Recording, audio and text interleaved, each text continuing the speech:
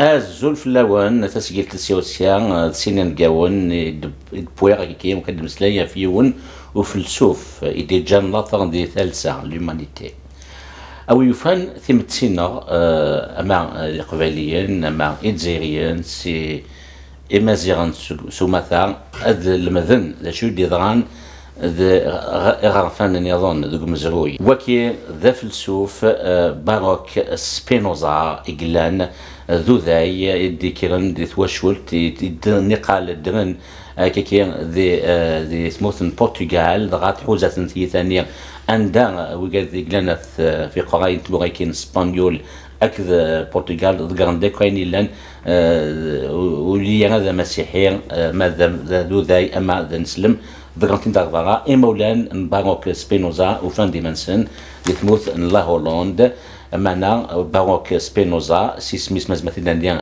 مبارك شكو مبارك كير ذي سمو ذاي يبغانا دينين بيني فرانسيس بيني توس قانا كي سبورتوغيث بنوا داني كي سميماني سي ثاغارينس سبينوزا ذنوات سبينوزا ذا شو يورا ذا شو فلسفيتين سمكي تولي يلو نعرض بين ذا شكو قد نولي ذين بقاونا كي إدبوغا سكي زوير يون سكسن ذا لوناس حسني ذا مريارو ذا سلمى ذا كي ذا أوتاوا قاتلو موينا أزوفلك لوناس أزوفلك الرشي et merci pour l'invitation. أنفكي وسين ذعني ذا سلمى ذا موريال ذعني يخدم أقديش تصف سبينوزا وكي ذا عليه قايد موينا أزوفلك عليه. أزول merci pour l'invitation. كان نزل طاس اي باروك سبينوزا زكان هضرت فلاس وغان فلاس فغان نكون ياكل فغان او يفان اثني السين ياك ويقادون السينما افلزوفاكيا ايدي جان اكيد الدنيا الله ذي ثالثه اكيد مثلا يفدل زمان نيك وذم ونماضل نا وذم تفلسفي سمتي كيتلا وقوليس دغا وكين اذا تقسيو مزوارو سينيا عليا كذا لوناس ذا نواث غون ذا شو سبينوزا ذا شو يورا ذا شو فلسفيتين سوماثا دونك مازال ما تديني فرانسيس سي كي سبينوزا باروك سبينوزا quels sont ses écrits quelle est sa philosophie grosso modo attendre nous nslay لوناس alors Spinoza c'est un philosophe majeur qui a été à l'origine de beaucoup de choses essentielles dans notre modernité. Philosophe donc du XVIIe siècle qui a vécu quelque chose comme 44-45 ans. Il est né en 1632 et décédé en 1677. Donc voilà 45 ans qu'il a vécu. 44-45 ans, il n'avait pas entièrement abouti à sa 45e année. Grosso modo, c'est l'âge de Matob. C'est ça, oui. Ouais. Mais aussi soit sa vie courte, il a écrit des choses qui sont d'une actualité brûlante et il n'a pas écrit beaucoup de livres, mais c'est une source inépuisable pour bien des domaines qui vont de la philosophie, on va dire à la psychologie, à l'herméneutique, à l'exégèse moderne. Donc c'est un philosophe qui a touché à tout et qui est d'une modernité encore aujourd'hui phénoménale.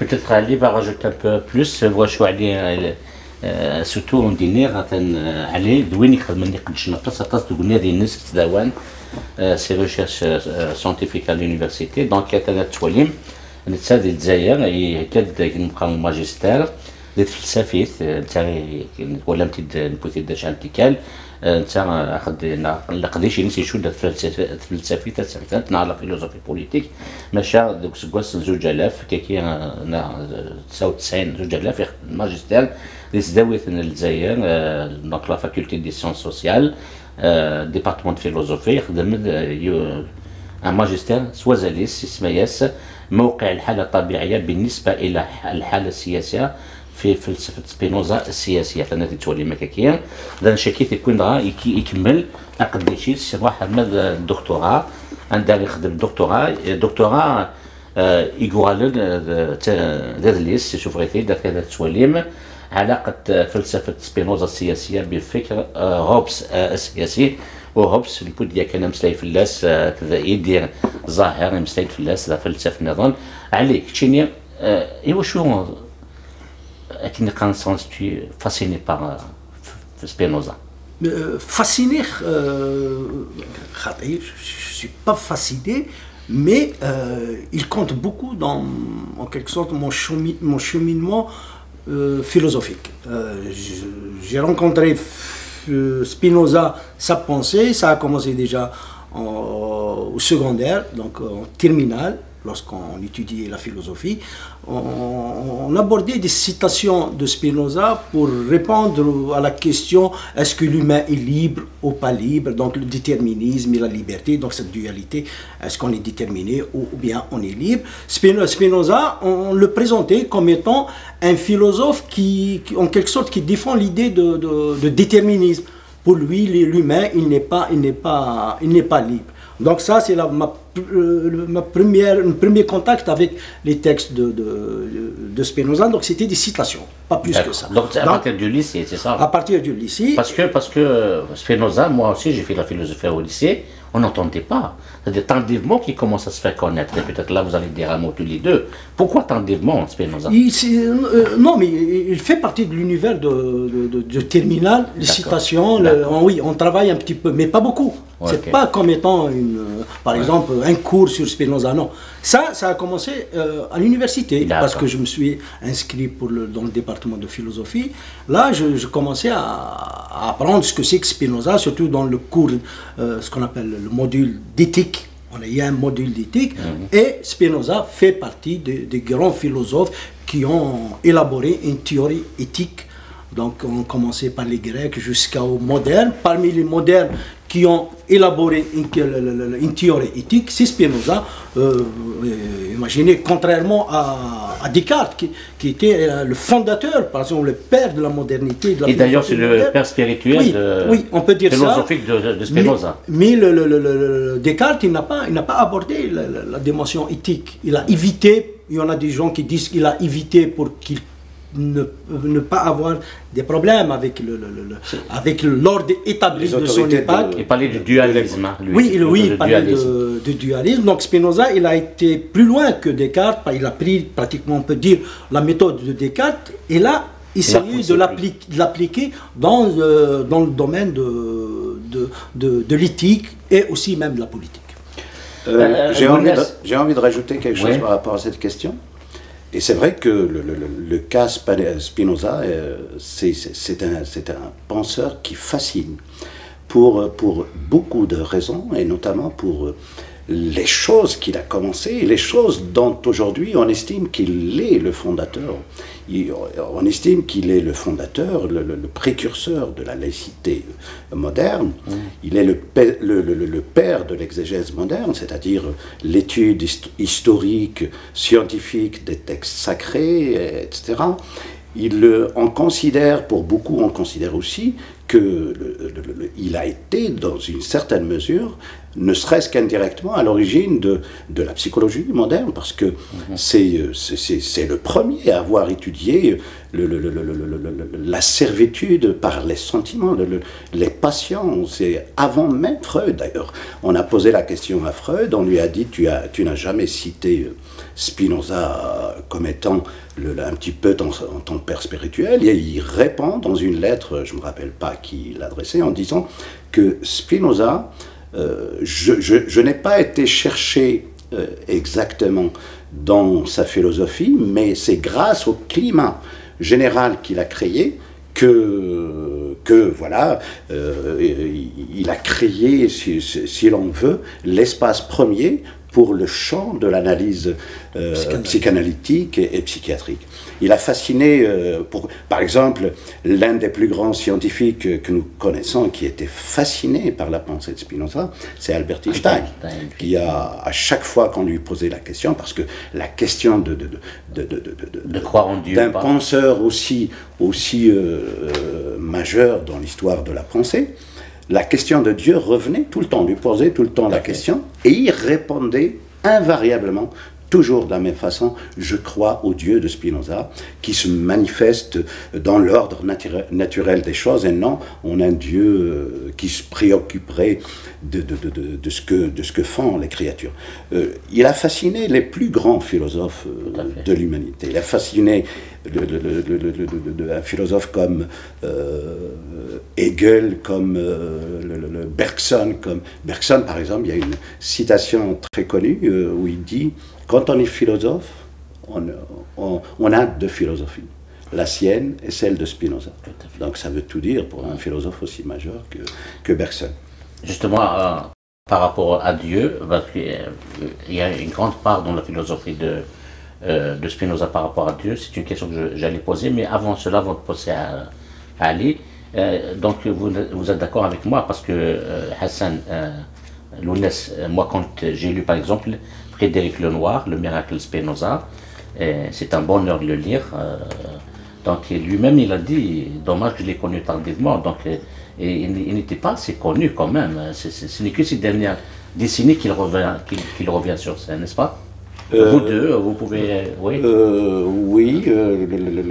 pour enchaîner sur ce que disait Ali, oui.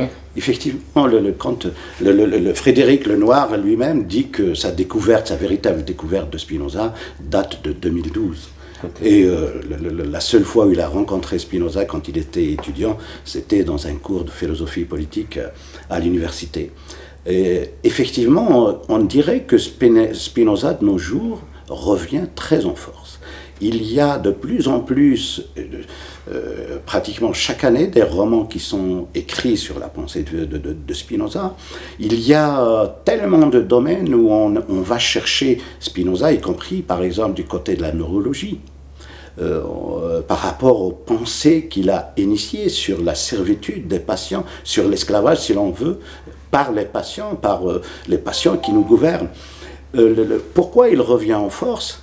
Parce que c'est un philosophe d'une très grande modernité, qui était, ses pensées conçues il y a 4 siècles, presque 4 siècles, ils sont aujourd'hui encore d'une actualité brûlante. La question de la séparation du religieux de l'État, la laïcité, la question des servitudes, par exemple, regarde aujourd'hui avec la philosophie, la psychologie des personnes, c'est quoi le terme qu'on utilise pour la psychologie qui s'intéresse à l'individu, etc., qui est aujourd'hui très, très en vogue dans le monde. Eh bien, je n'arrive pas à trouver le mot, l'essentiel, on va chercher du côté de Spinoza les définitions qu'il avait données il y a 4 siècles. Ce que je veux dire par là, il y a tellement de domaines aujourd'hui où on va aller le chercher. Du côté de l'histoire, du côté de la sociologie, du côté de l'herméneutique, du côté de la psychanalyse. C'est un philosophe qui a bâti un système tellement puissant qui a touché tant de domaines. Et donc c'est pour ça qu'il est encore d'une incroyable actualité. Allez, je reviens sur vous avant de passer au volet Dieu par rapport au Dieu de Spinoza, comme disait Albert Einstein. J'aimais bien savoir revenir un peu sur sa biographie, son histoire. Donc il a vécu dans un milieu très très très religieux. Ses parents étaient des séfarades, très pratiquants. Et puis lui, il sort du cadre religieux. Pourquoi? Comment? Qu'est-ce qu'il a piqué? Qu'est-ce qui l'a piqué? C'est sa curiosité et aussi son génie qui commence déjà à l'âge jeune. Il est d'une famille juive, mais cette famille juive, elle a immigré, elle a commencé à immigrer, elle était chassée de Portugal. De l'Espagne d'abord pour l'Inquisition. L'Inquisition 1492, là ça a commencé l'Inquisition, donc ils étaient chassés de là parce qu'on les obligeait. Soit vous vous convertissez au christianisme, au catholicisme, ou vous subissez, on va vous saisir vos biens, vous risquez d'être en prison. Donc, aussi bien pour les juifs que pour les musulmans. Oui, pour les juifs et pour les musulmans. Ouais. Donc ils ont quitté, ils ont été au Portugal. Mais l'Inquisition les a suivis jusqu'au Portugal, parce que même au Portugal, ça a commencé l'Inquisition. Okay. Donc là aussi, on a fait pression sur eux, parce que sa famille fait partie de ce qu'on appelle les marans. Les marans, qu'est-ce que c'est? Ce sont des juifs qui cachent leur judaïté et la pratiquent en cachette. Mais lorsqu'ils sont arrivés en Portugal, même ça, même si tu caches ta religiosité judaïque, tu n'es pas converti. Tu es converti au catholicisme, mais tu n'es pas considéré comme les autres. Ouais. Tu es toujours, il y a une discrimination envers eux. Donc il y avait toute une pression, et ils sont allés en Hollande. Ce qu'on appelle les royaumes, à cette époque, un Royaume-Uni, c'est oui, ça? Non, c'était la seule. Les provinces unies. C'était la seule république. Voilà, qui était tolérante. Pratiquement la seule république en Europe. C'était des monarchies un peu partout, mais il y avait une république oui, aux Pays-Bas. Donc, et aussi, elle est connue comme étant un territoire de tolérance. D'ailleurs, même, je pense, Descartes, il en a fait son... Oui, Descartes, il a été là. Oui, ouais. Donc, c'était là, ça donnait la possibilité aux Juifs de vivre en communauté et de pratiquer leur religion d'une façon publique. Donc, d'ailleurs, on dit que Spinoza, il habitait à quelques mètres d'une synagogue. Donc, il était dans cette ambiance judaïque. Même son père, il attendait qu'il devienne un érudit. Au moins un rabbin ou je sais pas, un niveau élevé dans le judaïsme. Parce qu'il a commencé à apprendre la langue déjà, le judaïsme, à apprendre la Bible, tout ça. Donc tout ce qui est la Torah et le Talmud, donc tout cela fait partie de son éducation religieuse, dans l'espoir qu'il peut devenir par la suite un rabbin ou un érudit dans le judaïsme. Mais il y a une mouche qui l'a piqué, c'est qu'il a remis tout en question. Par rapport à ces croyances qu'il voyait que ce sont des croyances en fin de compte qui sont irrationnelles. Lui, il commence déjà à penser d'une façon rationnelle, et ce n'est pas par hasard, parce que il a appris ça aussi parce qu'il aidait son père dans le commerce. Donc lorsque tu fais un commerce, tu dois être rationnel, là. Tu vas pas quelqu'un... D'ailleurs, on raconte une anecdote.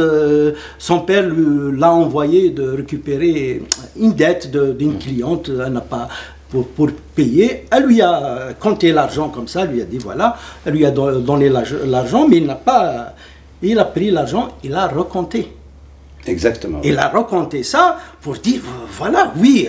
Peut-être toi, tu l'as compté, mais moi, je dois recompter ça parce que je ne peux pas faire confiance, parce qu'elle l'a mis à l'aise, elle a bien reçu, tout ça. Mais lorsque lui a donné de l'argent, il a recompté de l'argent, parce que là, on est dans la rationalité. Dans la rationalité. Donc ce comportement, le commerce, oui, on ne peut pas être irrationnel et faire du commerce, impossible. Tout à fait. Donc ça forge. Et de plus, il commençait à poser des questions, il gênait beaucoup. Il posait des questions à ses enseignants de la culture et de la tradition, posait des questions qui le mettaient dans une situation, dans l'embarras. Il ne pouvait pas répondre, il posait vraiment des questions pertinentes et il parlait beaucoup. D'ailleurs, si on lit la sentence de son excommunication, parce qu'il a été excommunié... Justement, j'allais parler ce qu'on appelle en hébreu le haram, excommunié de sa communauté. Hein. Donc il a assumé. Oui, là on dit, voilà, on a essayé en quelque sorte de le réorienter vers le droit chemin, on n'a pas pu. Maintenant, on est obligé... De l'excommunier. De l'excommunier, donc c'était une sentence vraiment violente par rapport à ce qu'il s'est passé à son époque. À la fin, ça dit carrément aux membres de leur communauté, il ne faut pas avoir contact avec lui. Je ne sais pas, je vais trouver ça, bien, lire un petit passage de la fin, juste la fin. De la sentence, elle est là. Sachez que vous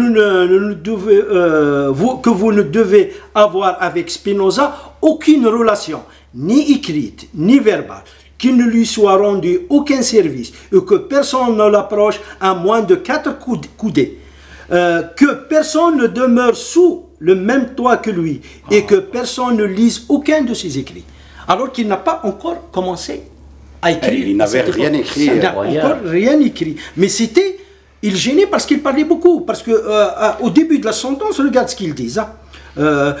Messieurs, mesdames, font savoir qu'ils ont eu connaissance depuis quelque temps des mauvaises opinions. Et de la conduite de Baruch Spinoza. Donc c'était ses opinions. Mais comment il exprimait ses opinions? En discutant avec les gens. Ce n'est pas en écrivant, il n'a rien écrit.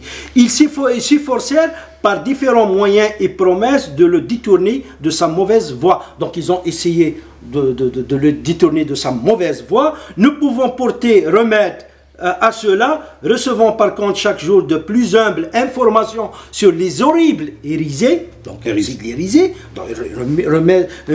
remise en question des croyances établies qu'il pratiquait et enseignait, et sur les actes monstrueux qu'il commettait en ayant de cela de nombreux témoins dignes de foi. Donc pratiquement il y a des témoins contre lui qui témoignait que voilà, il a fait ça, il a dit ça, contre les certitudes du judaïsme. Donc, c'est ces opinions qui dérangeaient énormément déjà à cette époque. Et par la suite, avec ses écrits, surtout avec le traité théologique. Les titres aussi, voilà. Ce qui est intéressant un petit peu, par rapport à cette brève biographie de la vie de Spinoza, c'est que Spinoza est probablement l'un des philosophes, des penseurs dont la vie est inséparable de l'œuvre. C'est sa vie, c'est une œuvre. Sa vie en elle-même est une œuvre.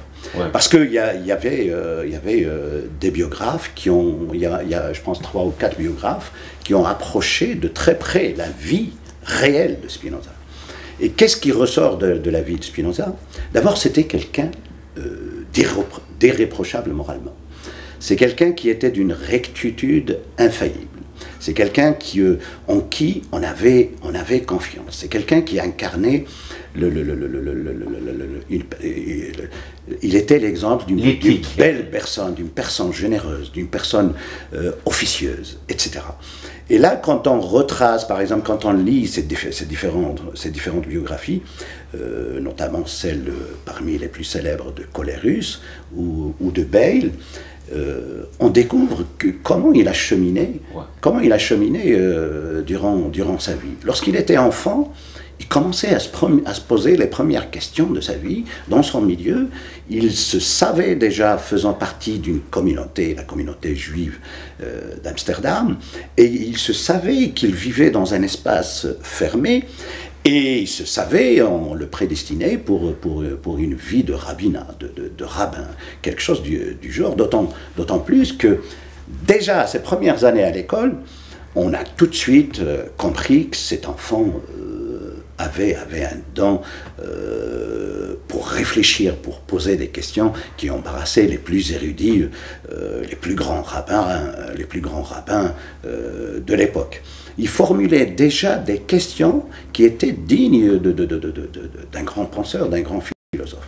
Et donc, de ces premières réflexions, en tant qu'enfant, l'adolescence, etc. Aux premières réflexions, par exemple, l'une des réflexions déjà qu'il faisait, je pense, à son père, ou bien aussi dans la synagogue, par rapport à la question d'Adam, de l'origine adamienne de l'existence. L'inceste. Exactement. Ouais. Il formulait déjà des questions qui laissait bouche bée les rabbins en disant comment on peut lire littéralement une telle allégorie, vous la lisez littéralement, alors qu'à la limite, proposez-la métaphoriquement, parce que rationnellement, ça ne tient pas la route, que l'on soit, c'est-à-dire que l'humanité soit d'origine incestueuse au final. Et donc, jusqu'à ce que il fait une rencontre majeure, parce que je parle de la biographie, je parlais tout à l'heure avec Ali de ça. Spinoza a fait connaître tous les gens qui étaient autour de lui, parce que sa pensée, elle est tellement phénoménale, des plus simples lettres qui lui ont été adressées, l'astronome, parce que c'était un polisseur de verre. Il a toujours refusé, par exemple, qu'on l'aide financièrement. Il a refusé un tas de propositions parce qu'il disait toujours que l'argent l'éloignerait de sa pensée. Il a travaillé comme polisseur de verre. Et là, polisseur pour des lunettes. Exactement. Ouais. Il excellait. À l'époque, comme disait Pierre Moreau, un spécialiste, pour l'époque, c'était l'équivalent de l'informatique pour aujourd'hui. Une rencontre majeure, c'est la rencontre de Van Doninden. Qui est un enseignant qui enseignait le latin et le grec. Il avait une école. Et l'hébreu, je pense, non, l'hébreu, c'est plus tard. On raconte que, comme le commerce familial de la famille Spinoza battait de l'aile, quand il a fait la rencontre dans son commerce, après il y a tellement d'histoires, surtout que les romans se sont appropriés la question, on voit toutes sortes de versions sur cette rencontre, mais une chose est sûre, c'est grâce à cette rencontre qu'il va se retrouver dans l'école de Van Doninden, parce que Van Doninden, à sa première rencontre, il était déjà fasciné par ce jeune qui formulait des pensées incroyables, et donc pour l'encourager, il l'a ramené pour étudier dans son école, et on raconte que pour payer ça, il enseignait des cours d'hébreu justement. Il enseignait des cours d'hébreu pour pouvoir payer ses études, et là, il y a des rencontres comme ça qui étaient majeures dans la vie de Spinoza, et c'était pendant qu'il étudiait là qu'il va subir, on dit que c'est probablement le plus violent RM de l'histoire. Alors, il y avait jusque-là aucun RM d'exclusion à vie.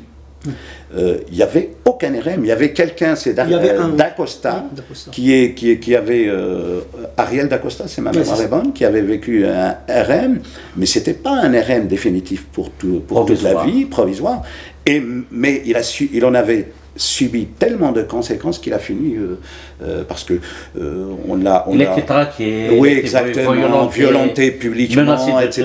Il a fini par se suicider.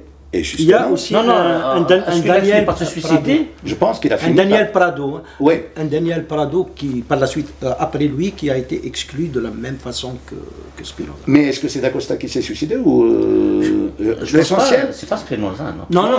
Spinoza, Spinoza, lui, il est mort de tuberculose. Je pense que c'est d'Acosta ou l'autre qui s'est suicidé. Mais pourquoi? Parce qu'on revient à la biographie, parce que c'était un événement paroxysmique qu'il avait vraiment tracé, et donc il savait que les questions auxquelles il était confronté étaient des questions qui dérangeaient. Alors, et l'importance aujourd'hui de connaître la vie de Spinoza, et je dis aussi bien pour les enfants que pour les adultes, c'est justement, si l'on veut, la continuité entre la pensée et entre la vie et la pensée de Spinoza. C'est extraordinaire comme parcours. Justement, avant de revenir à cet aspect qui m'intéresse le plus, c'est Dieu, rapport de Spinoza à Dieu. Continuons maintenant, on aimerait bien avoir un mot sur la... Il n'a pas écrit beaucoup Spinoza par rapport à sa bibliographie. Oui, il n'a pas écrit beaucoup, mais c'est beaucoup par rapport à sa courte vie. Ouais. Il a écrit, il avait pas mal de livres qui n'étaient pas publiés en son vivant, ils étaient publiés à titre posthume, donc de plus il y en a qui étaient inachevés, par exemple ce qu'on appelle, on l'appelle comme ça, le court traité, ça veut dire il est court, inachevé, donc il n'a pas fini, il a abandonné pour se consacrer à l'éthique, pratiquement les mêmes idées, on les trouve dans le traité politique, qui est inachevé. Politique religieux? Non, pas ça. Il a publié 2 livres en son vivant. D'accord. Le premier livre, c'est les principes de la philosophie de Descartes. Parce que lui, c'était un cartésien, même il a enseigné Descartes pour des élèves. Il a enseigné Descartes. Donc, il était son contemporain, non? Ou bien, oui, non, Une vingtaine d'années après. Une vingtaine d'années. Ouais. Mais c'était la pensée de Descartes. Par exemple, les rencontres qu'il faisait avec l'élite de Amsterdam. Voilà, C'était des gens qui étaient cartésiens. Parce qu'il était Descartes, il dominait en quelque sorte la pensée moderne à cette époque-là. Ouais. Donc, il a écrit le principe de la philosophie de Descartes. En 1663. Avec son nom. Et c'est là qu'il a appliqué ce qu'on appelle la méthode géométrique. Il a appliqué la méthode géométrique, il a exposé sa philosophie, ou bien la philosophie de Descartes, comme un système géométrique comme celui de Euclide. Les cartésiens. Oui, comme par exemple, voilà, les définitions, les postulats, les propositions, les démonstrations, c'est comme le système mathématique.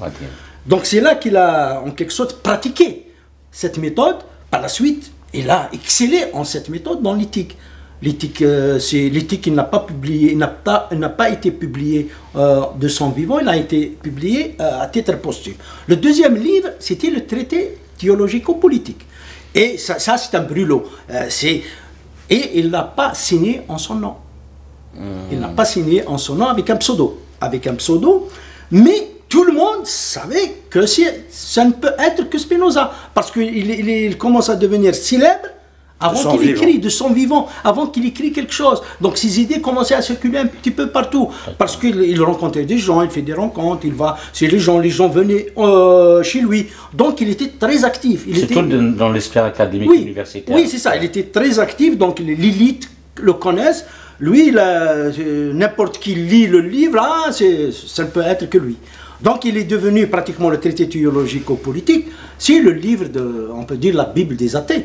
Parce que tout le monde disait, voilà, ça, c'est pratiquement la Bible des athées, parce qu'il avait un regard critique envers les religions monothéistes surtout, un regard critique envers les miracles.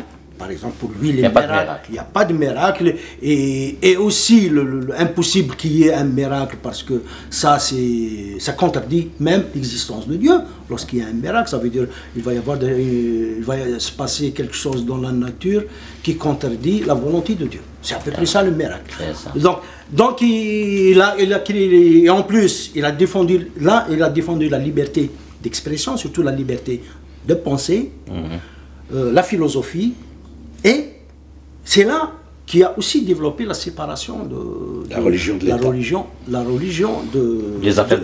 l'État. Ouais. Et dans ce livre-là, moi j'ai travaillé beaucoup avec ce livre, c'est là aussi qu'on voit que Spinoza, il était au courant aussi des théories politiques de son époque. On trouve à l'intérieur un petit peu de Machiavel, on trouve un petit peu de la théorie, ce qu'on appelle la théorie de contrat social qui a été défendue par Hobbes, parce qu'on trouve la théorie du contrat social dans le traité théologico-politique, son approche réaliste à la politique, et celle-ci lui a donné l'idée par la suite d'écrire le traité, celui-là, le traité politique. Là, carrément, il avait l'idée de fonder une science de la politique. Parce qu'il dit, voilà, on doit étudier les comportements et les actions humaines d'une façon objective, sans préjugés, d'essayer de les étudier telles qu'elles sont et non pas telles qu'elles devraient être. Donc, pratiquement une approche scientifique au comportement humain, individuel et collectif. Donc, les sites de livres, et on a aussi le livre d'éthique qui est connu. Et il y a aussi la réforme de l'entendement, pratiquement c'est un code de conduite philosophique. Comment un être humain peut accéder à la béatitude, au bonheur, c'est un cheminement, donc il a dans cela. Il a aussi un livre sur la grammaire et la langue hébraïque. Donc, de grammaire et de la langue hébraïque. Donc ça veut dire qu'il maîtrise la langue. C'est sa langue maternelle. Oui, en fait. Non, le portugais, il connaît le portugais, il connaît l'espagnol, et le grec, le hollandais. Donc, un peu le français aussi. Quelque chose comme en tout, bien sûr, c'est pas la même maîtrise, quelque chose comme 8 langues facilement pour son époque, c'était énorme. Si je peux rajouter quelque chose sur la biographie de Spinoza. اي سوفم ادحس كان شويط اهي لكين وكين كان او ندينير ميلا تبغام او دناوي اوغان نواهيلن ايشفان تذيبوني ثكين ذواني الزمغا مسلم ذم امزروي ثسنا ثذمسا اسكاسير اين نظن ايه ذو لقرار كما فوس نتلت وماشي ذين اقوارن اطاس ذو لقرار اتزدين كان غوما طافكي تي كيو 5 ميديا اماكا.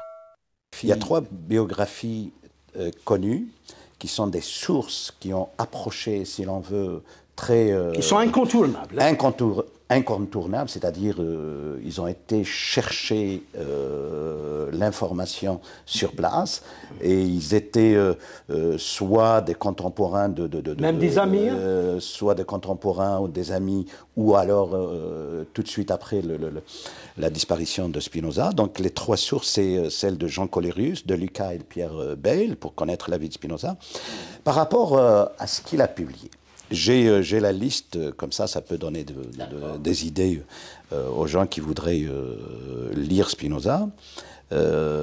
Spinoza a publié son premier livre, il a publié, parmi les livres qu'il a publiés, inachevé, on a le court traité en 1660, de la réforme de l'entendement en 1661, les principes de la philosophie de Descartes 1663 achevé, Pensée métaphysique 1663, traité politique au traité de l'autorité politique, enfin c'est 1670, inachevé, précis de grammaire et de langue hébraïque, achevé je crois. Mais l'œuvre majeure que nous connaissons le plus, c'est bien sûr l'Éthique qui a été publiée une année après sa mort. Et pour la philosophie politique, c'est le TTP, le traité théologique et politique, théologico-politique. Pourquoi, tout à l'heure, quand tu as dit en quoi est-ce important aujourd'hui Spinoza, justement, par exemple, quand on regarde la publication du traité théologico-politique, c'était une réponse à une époque. Il se sentait le devoir et la nécessité d'écrire, parce qu'il y a de plus en plus, pour un philosophe qui a pensé la passion, le pathos, qui en a fait un sujet de toute sa vie, il y a la montée des fanatismes de plus en plus, des extrémismes dans la République de Hollande de l'époque, dans les Provinces-Unies de l'époque, qui était la République la plus tolérante dans toute l'Europe, la plus prospère commercialement, où les minorités avaient été tolérées, parce qu'on parle de tolérance, c'est pas comme aujourd'hui, on va dire, ils ont beaucoup de droits, mais c'était l'endroit où on tolérait où ils étaient le plus tolérés. À l'époque, les frères De Witt, justement, qui était républicain, ils étaient très proches de Spinoza, et ça a permis un petit peu à la diffusion des idées de Spinoza, voire à sa protection à la limite. Et avec la montée des populismes de plus en plus, il s'est senti dans le devoir d'écrire le traité théologico-politique pour dire que ce n'est pas la liberté de penser qui nuit à la République et au vivre ensemble, à la société. C'est au contraire l'interdiction de la liberté de penser qui nuit à ça. Le danger de ne pas séparer la passion de l'État, de la pratique publique, de la nécessité de séparer donc la religion de l'État. Donc c'est pour ça que il est considéré par les historiens, par le père fondateur de la laïcité moderne, bien avant Jean Locke, qui a écrit sa célèbre lettre sur la tolérance 20 ans plus tard.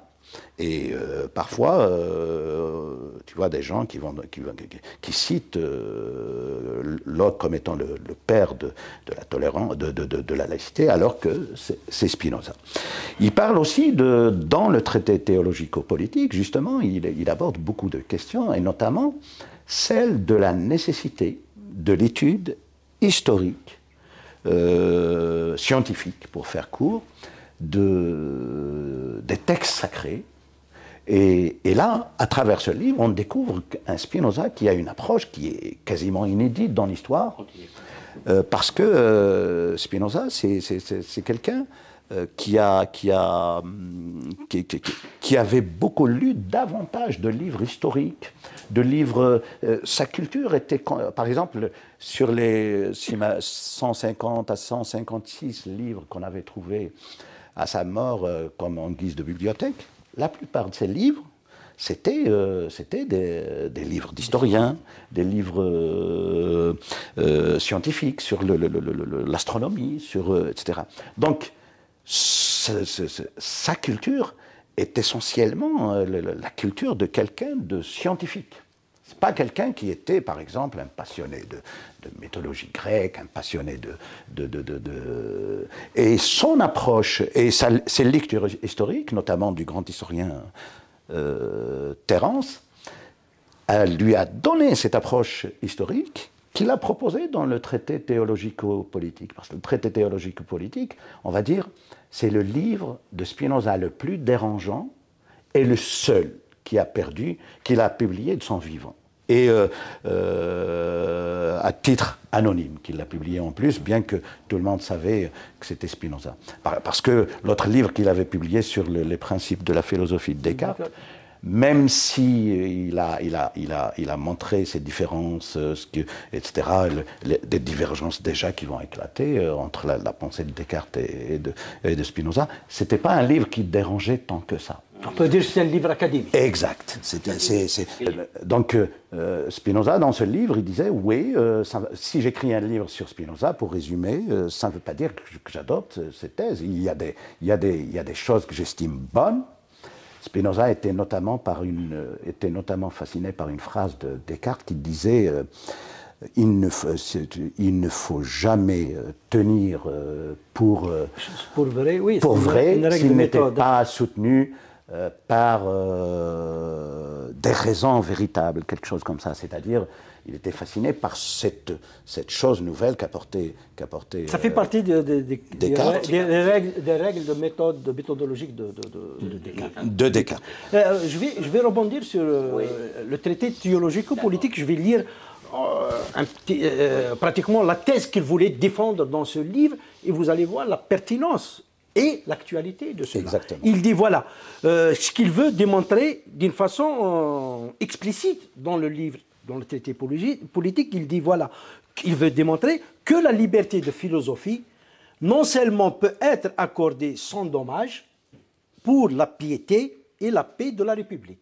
Donc, la liberté de penser, ça ne veut pas être un danger ou une menace pour la religion ni pour la République, mais aussi qu'on ne peut l'ôter sans ôter en même temps la paix de la République. Si on essaie d'ôter la liberté de penser, c'est là où il va y avoir de l'instabilité et de l'insécurité. Ce n'est pas le contraire de laisser la liberté de penser. Au contraire, ça va donner une République bien forte et sécuritaire. Donc, peut l'ôter sans ôter en même temps la paix de la République et la piété, même la piété aussi, même la religion. Si on enlève la liberté de penser, la liberté de conscience en même temps, les gens vont faire semblant d'adhérer à une croyance. C'est ce qui arrive chez nous. Oui, d'ailleurs John Locke, dans le traité, la lettre sur la tolérance, il dit on devient hypocrite. Voilà. Au lieu de gagner un croyant, on perd un croyant et on gagne un hypocrite. Ouais. Alors que la religion, elle devrait être sincère. Voilà. L'adhésion à la religion devrait être sincère. Donc la religion, elle est perdante, la République, elle est perdante. Donc, laissez la liberté de conscience. Et cet équilibre, parce qu'aujourd'hui, on est en plein dedans. Laissez plus de liberté, est-ce que ça va nuire à l'ordre et à la paix? Oui, on est dans cela. Laissez plus de liberté, ça peut nuire à l'ordre. Mais comment trouver un équilibre? C'est ça ce qu'il a essayé de trouver dans le livre. Il a essayé, et il me semble, ses réponses étaient pertinentes, et elles sont encore pertinente jusqu'à aujourd'hui. Et contrairement à la plupart des penseurs d'avant Spinoza, ou qui étaient ses contemporains, il était le premier philosophe qui avait à dire que de tous les systèmes politiques, le meilleur système politique est le système démocratique. Ce n'est pas le système monarchique, ce n'est pas le système aristocratique, ce n'est pas un autre système. Churchill, il a dit le moins mauvais de... Non, déjà, le moins pire des systèmes ou quelque chose du genre, c'est rentré un petit peu dans le... Oui, c'est le contraire qu'il dit. Il dit Churchill? Non, Spinoza. Il dit le meilleur. C'est le système démocratique, mais parce que c'est l'une des raisons pour lesquelles il a écrit le traité théologico-politique, parce qu'il voyait le populisme qui montait, qui menaçait les petites libertés, l'espace de tolérance des Provinces-Unies, etc.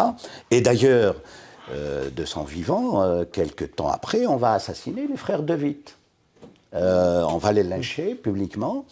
Et puis, avant même qu'ils les pendent, ils vont mourir des suites des violences qu'ils avaient subies.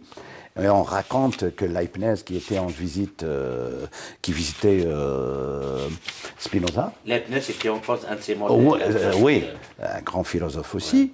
Et il lui dit que lorsque ils ont assassiné les frères De Witt, il s'apprêtait à sortir et afficher une grande pancarte à l'extérieur sur laquelle il avait écrit « Ultimi Barbaro ».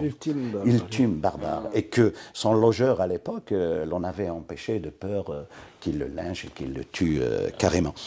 Donc, quand on regarde par exemple, qu'est-ce qu'il dit? Ce que dit Ali, c'est exactement ce que l'actualité de la question aujourd'hui est incroyable. Spinoza avait prédit que des meilleurs systèmes, il dit des meilleurs systèmes politiques, c'est le système démocratique, mais il avait déjà dit à son époque que si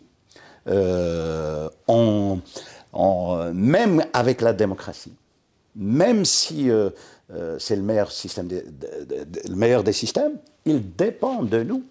C'est-à-dire, il faut que nous, par rapport à l'état, au vivre ensemble que nous avons, que nous réfrénions nos passions, que nous ne laissions pas nos passions, la colère, la haine, etc., l'emporter sur tout le reste. Il avait prédit, il était plus moderne que notre modernité aujourd'hui. C'est la démocratie qui a élu Hitler en 1933.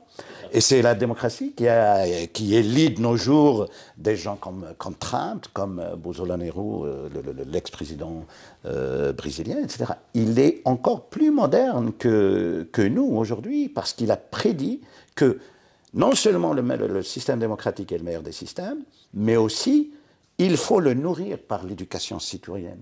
Il faut le nourrir en permanence, par le vivre ensemble, par aujourd'hui le nourrir par l'éducation citoyenne, par les arts, par tout ce qui fait qu'on puisse respecter nos différences.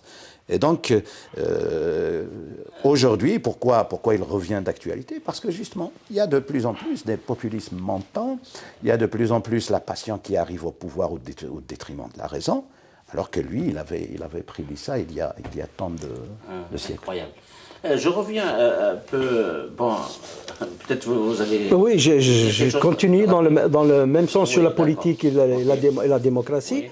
Il a parlé dans son traité théologico-politique, il a parlé de démocratie. C'est là que pour lui, la démocratie, c'est le régime, le meilleur régime. Pourquoi? C'est le plus proche de la nature humaine. Exact. Pourquoi? Parce que dans la nature humaine, on est tous égaux, plus il y a de la liberté. Voilà. Donc le régime qui défend ça, c'est le régime démocratique. Malheureusement, il n'a pas pu finir le chapitre ici sur la démocratie, dans son traité politique. Le traité politique, là où il traitait le traité politique, mais... Le traité politique ou le traité théologico-politique? Le traité théologico-politique, il est fini. Un livre mais le traité politique, il a abordé ici la monarchie, l'aristocratie. Lorsqu'il est arrivé à finir sur la démocratie, il n'a pas pu le finir parce qu'il est mort. Mais même dans son... parce qu'il a donné une vision d'une monarchie acceptable ou parfaite. Et une aristocratie acceptable et parfaite. Il donne la mauvaise aristocratie et il donne de l'autre côté la bonne. la mauvaise monarchie et la bonne. Et pour lui, la monarchie qui est acceptable et bonne, c'est celle qui s'oriente vers la démocratie, celle qui donne pas, celle qui donne pas tout le pouvoir au monarque. Il va être, son pouvoir, il va être partagé avec une assemblée. L'aristocratie, c'est la même chose. Et en plus, ici, par exemple, je ne sais pas, les gens qui défendent le fédéralisme, c'est un grand défenseur du fédéralisme. Dans ce pour livre, l'époque. Oui, pour son époque, il dit, voilà, il faut décentraliser. Il faut que les villes... Mais on avance par rapport à son temps. Lui, il parle de villes. Il dit le ville, donc pratiquement, comme ici, des provinces ou des États. Il faut qu'elle aille un petit peu leur autonomie, parce qu'ils vont être proches de la population.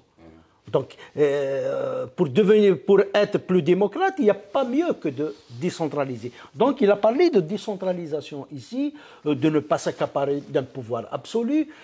Tout ça, il est dans ce livre et aussi dans le traité théologico-politique.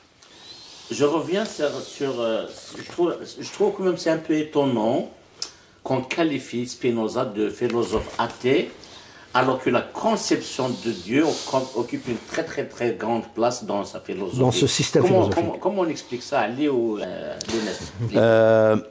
Comme je suis plutôt romancier que philosophe comme Ali, oui. Je vais te répondre à cette question par rapport à certaines lectures de romans qui ont été écrits sur Spinoza, notamment celui-là, le problème Spinoza, qui a été écrit par un écrivain psychiatre américain, Irving Yalom, et puis un autre roman plus récent qui a été écrit par qui s'appelle L'homme qui a tué Dieu. C'est un écrivain journaliste portugais très connu qui écrit des best-sellers. Et puis il y a un autre roman qui sur le procès de Spinoza. Tous ces romans, ils ont essayé d'approcher la question d'un Spinoza plutôt athée ou d'un Spinoza plutôt qui est croyant. Par exemple, dans le titre du roman Spinoza, L'homme qui a tué Dieu, on serait tout de suite, d'emblée, tenté par l'envie de lui opposer l'autre version que non.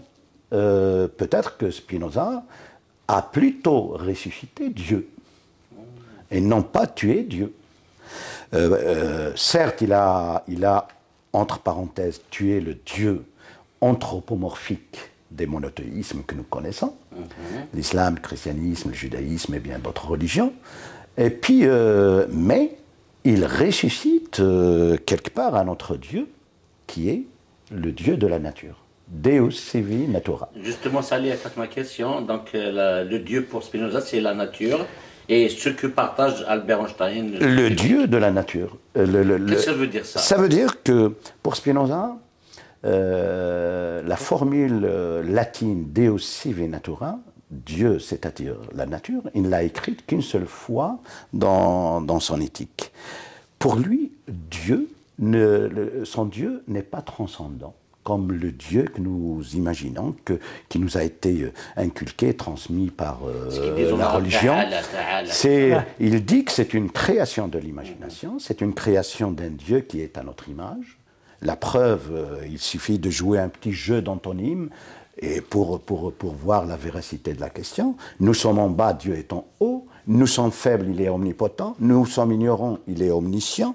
Et il dit que donc ce Dieu, il a été inventé sur la base de ce qu'il appelle le principe finaliste. Parce que l'être humain, à un certain moment, il n'arrivait pas à répondre à toutes les questions qui étaient existentielles autour de lui. Donc, il a imaginé un Dieu qui,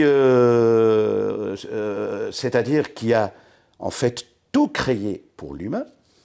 Il a créé tout pour l'humain. Et en plus, ce Dieu, on doit le prier, on doit, etc.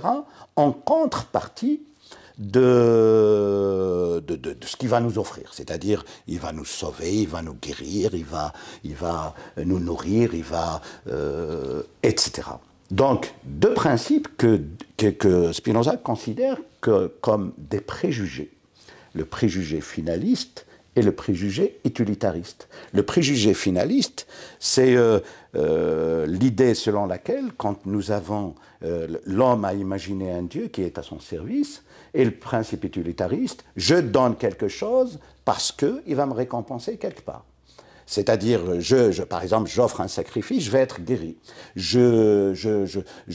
J'offre quelque chose pour abreuver et aider quelqu'un parce qu'il y a une réponse céleste qui m'attend. Il dit que ce sont des préjugés, c'est une invention de l'homme. Et que ce Dieu colérique, passionné, qui est jaloux, etc., est une invention de l'homme, par rapport à cette passion à lui. Et lorsqu'on lit, par exemple, notamment un passage d'une profondeur incroyable dans l'éthique sur le principe finaliste, je ne sais pas si tu peux le retrouver, Ali, il explique scientifiquement comment on en est arrivé à cette idée. Et comme quelqu'un, connaisseur de l'histoire qui a lu beaucoup d'historiens, il retrace un petit peu la vie et comment la pensée religieuse, comment la croyance religieuse a évolué jusqu'à devenir des systèmes bien construits, bâtis, très puissants, qui ont finalement pour but la domination et le pouvoir par la superstition et la peur. Lorsque, par exemple, Spinoza, il dit « l'homme n'est pas un empire dans un empire ». C'est-à-dire, nous considérons que, par exemple, dans nos croyances, depuis qu'on était enfant, on va se dire on nous a toujours... Et le mouton, lorsqu'on l'égorge à l'Aïd, il va où son âme qu'est-ce qui se passe Est-ce qu'il va aller au paradis? Est-ce que les femmes ils sont destinées au paradis ou à l'enfer? Est-ce que ceci, qu'est-ce que... Et il dit tout ça, nous l'avons créé par rapport à nos besoins.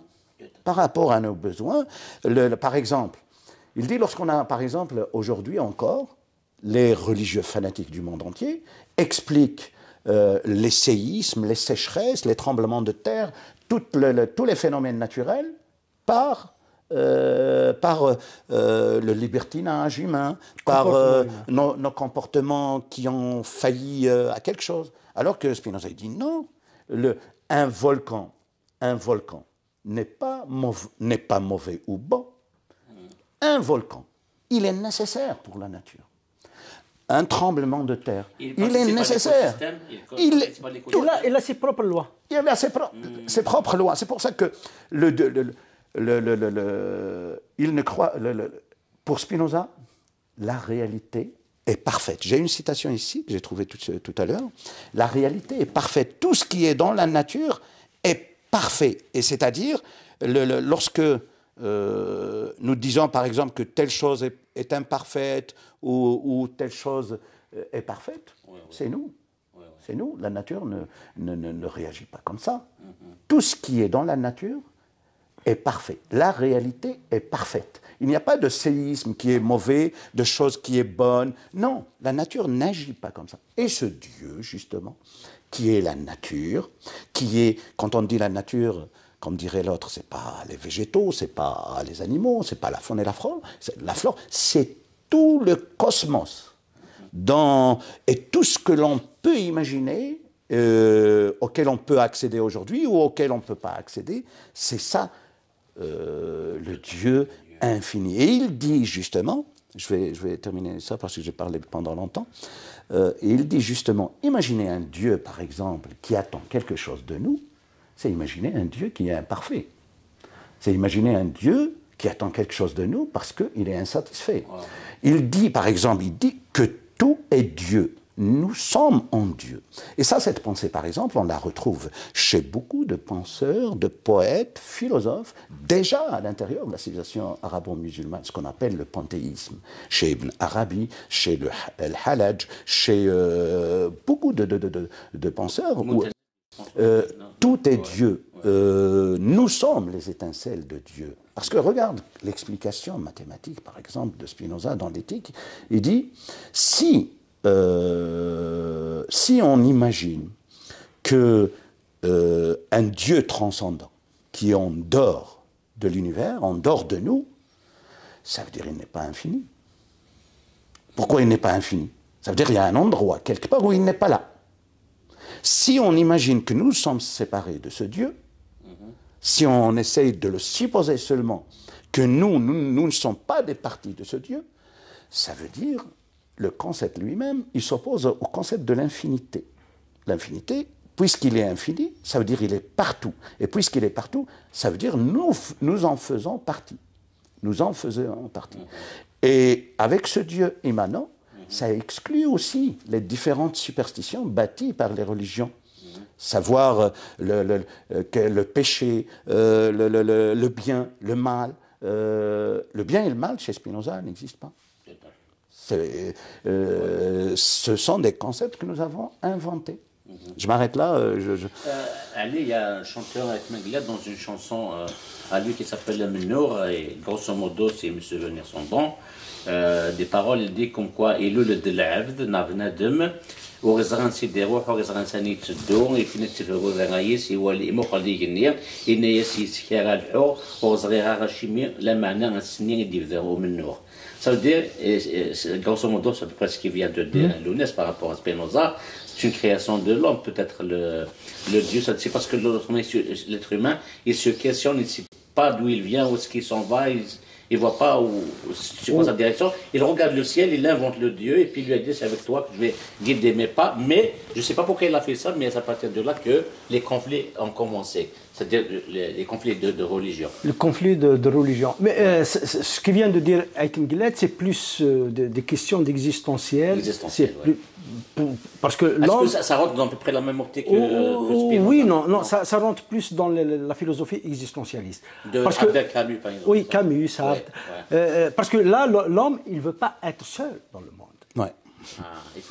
Oui, il ne veut pas être seul dans le monde, il veut être accompagné ou en présence d'une puissance qui le sécurise quelque part. Lorsqu'il y a des questionnements, il faut qu'il trouve des réponses. Même s'y poser, parce que psychologiquement, c'est le réconfort. Par exemple, je ne sais pas, il y en a pas mal de gens, ils sont athées pendant toute leur vie, mais lorsqu'ils viennent, ils commencent à tomber malades, et les proches de la mort, ils commencent à se poser des questions pareilles.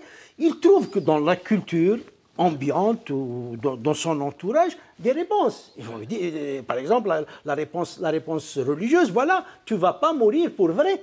Juste, c'est un passage vers une autre vie.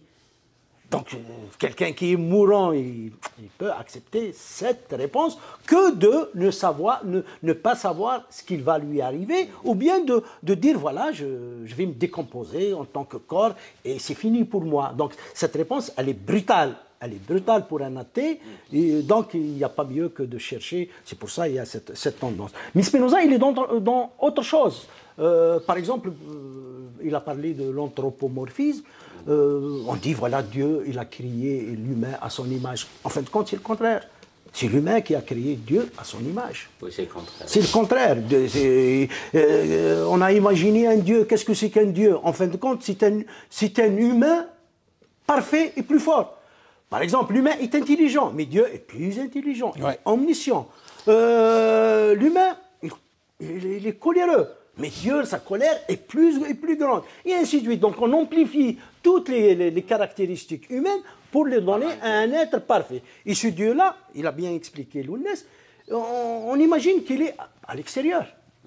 Et pour Spinoza, ça ne peut pas être, parce qu'il ne peut pas représenter une substance et en parallèle avec une autre substance. Ça veut dire qu'il est détaché. Donc ça veut dire qu'il y a deux substances. Alors la substance chez lui, elle est infinie. Elle est infinie. Donc si tu dis qu'il y a deux, il y en a la nature, là on vit nous, et il y en a un Dieu en haut. Donc il y a une limite pour lui. Donc impossible qu'il soit infini. Donc ça, de point de vue logique. Donc, il rejette aussi l'idée de ce qu'on appelle l'anthropocentrisme. Ça veut dire, cette nature-là, elle a créé un Dieu pour notre service. Il y a de la pluie pour nourrir l'humain, pour nourrir les végétaux, et l'humain va se nourrir des végétaux. S'il y a n'importe quel phénomène naturel, on ne fait le lien avec l'humain. Donc la nature, d'ailleurs même dans des textes, dans la Bible, dans des textes religieux, il dit, même en arabe, on dit « Sakhara lakum dunya » en quelque sorte, pour vous. Donc il a fait tout ça pour l'humain. Dans la Bible aussi, on dit que par tous ces animaux, toute cette nature, elle est au service de l'humain. Voilà, donc il faut en quelque sorte rendre hommage à Dieu parce qu'il vous a offert la nature. Mais en fin de compte, non, une fourmi ou je ne sais pas moi, un cheval ou un poulet ou une vache, elle n'existe pas pour nous. Elle existe pour elle-même. Elle existe pour elle-même. Mais notre regard, non, mais Dieu, en quelque sorte, il a consacré pour nous. Ce regard anthropocentrisme, et il le rejette Spinoza. Et pourquoi il le rejette? Parce que pour lui, sur le plan rationnel, même la science, elle marche dans ce sens-là. Il n'y a pas de ce qu'on appelle de la téléologie. Ça veut dire cause finale dont il parle. Les choses ne sont pas, on ne les explique pas par leur finalité. Pour lui, il y a un enchaînement causal. Il y a l'effet, il y a la cause. Donc si on veut expliquer l'effet, on va chercher sa cause. Donc il y a pas, on ne va pas chercher la cause finale. Parce que ça a existé dans la conception des sciences d'avant, ça remonte jusqu'à Aristote. Lui, il a rejeté ça, en quelque sorte, il a adopté les sciences de son époque, la technologie de Galilée, pas la technologie, la physique de Galilée, Kepler, tout ça. Oui, ceux qui ont contribué, ce qu'on appelle la physique moderne et l'astronomie moderne. Il était dans cette culture-là, Descartes aussi, la mécanique de Descartes. Donc il était dans cela. Cela, en quelque sorte, lui donne des arguments pour rejeter l'idée comme quoi il peut y avoir dans la nature une enfreinte aux lois naturelles. Ça veut dire, voilà, par exemple, il s'est passé quelque chose, c'est contraire à la loi naturelle, et c'est de là que vient l'idée du miracle. Il dit non. Moi, je ne suis pas dans cela. Les religions, en quelque sorte, pour prouver l'existence de Dieu, ils font appel au miracle. Par exemple, je ne sais pas, on voit le miracle de Jésus qui a marché sur l'eau. Ça, c'est une preuve que c'est divin. Donc, c'est Dieu. Il dit, moi, je ne suis pas dans cela parce que les miracles sont basés sur... Moïse qui a coupé la mer. Oui, les miracles sont basés sur l'ignorance. Lorsque tu vois un phénomène naturel, tu ignores sa cause et tu vas dire que c'est un miracle. Et tu vas l'utiliser, tu vas dire, voilà, c'est l'intervention de Dieu. Il intervient via les miracles. Il dit, voilà, moi, je ne suis pas prêt à démontrer l'existence de Dieu sur l'ignorance. Parce que le miracle, il est basé sur l'ignorance. Et en plus de cela, si je démontre l'existence de Dieu par le miracle, c'est comme si je dis, voilà, il y a des phénomènes naturels qui se passent contre la volonté de Dieu. Parce que ce phénomène naturel et la nature elle-même a été une création, si on reste dans l'idée de création de Dieu. Donc, elle est parfaite, elle n'a pas besoin. Donc, elle, en quelque sorte, elle est régie par des lois éternelles. Donc, la volonté de Dieu, elle est éternelle. Donc, pourquoi il va y avoir ce bouleversement? Il va se passer quelque chose contre l'existence de Dieu. Donc, ce qui est important dans cela, ce qui, Lounas a dit, Dieu, c'est-à-dire la nature, c'est en quelque sorte de dire, voilà, la science est capable de chercher les lois naturelles, ils sont là. Il suffit juste d'y aller les chercher, ils ne vont pas changer, ils ne vont pas, ne vous inquiétez pas, ils sont immuables, il suffit juste de comprendre. Et c'est comme ça que la science a évolué. Il y avait des choses qui étaient des mystères pour nous. Mais par la suite, aujourd'hui, on les explique. Voilà. On les explique, même des petites choses de rien du tout. Là, on commence à donner des explications scientifiques parce qu'il y a des lois naturelles qui sont immuables, qui régissent ces phénomènes. Il suffit seulement de les découvrir. Et c'est pour ça, sa philosophie, c'est une philosophie de science. C'est une philosophie qui donne la possibilité à la science d'être le discours le plus acceptable pour parler de la nature. كي جانا تزوغنا بيق فاليا اللي مازال نمسو مثلا لا قد ثمن تفلسفيه سبينوزا يوكني ان الحو غير زدات قيمة هذه سقسيا trois questions que j'ai préparées mais en fait dans le débat l'ONS et Ali où nous avons répondu je commence un par un le Spinoza parle dans l'éthique de servitude humaine et de liberté que veut-il dire par cela je pense qu'on a répondu à cette question non oui ouais. Si vous je vois aussi que vous voulez oui justement si tu permets je vais rajouter quelque chose par rapport aux préjugés finalistes et par rapport à ce que disait Ali sur les miracles Spinoza disait أيلا سكواس تسبتيثي لكوات ساكيتي ويزين نرازن تسكلا أراز ونقلان رشيد عليش نتو اللي سين بالعيد ثعلي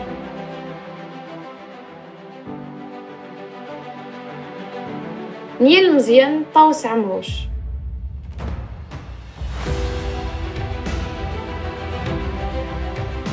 نتسكلات نتمدوث فرولو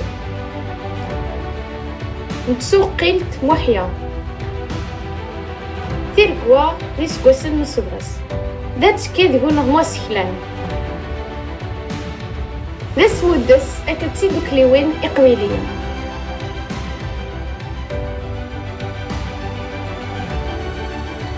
تزمر ما تعاونام استللت اي ترانسفير غير تيركوا تنقيت info@gmail.com اكو ضغرو شدون جو فاندمي